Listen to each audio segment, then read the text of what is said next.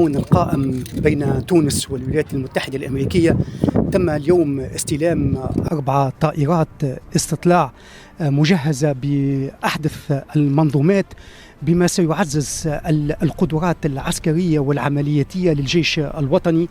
وطبعا هذا في علاقة خصوصا في مكافحة الإرهاب وكذلك الجريمة المنظمة العابرة للحدود.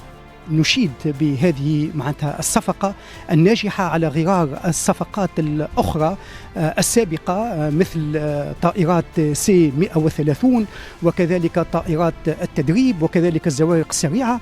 كما نشيد كذلك بالجهود المبذولة من أجل تركيز منظومة المراقبة الإلكترونية على الحدود، وطبعا هذا يندرج في إطار تجسيد أو تنفيذ محاور برنامج التعاون المشترك، وكذلك هو المضمن بمخرجات اللجنة المشتركة.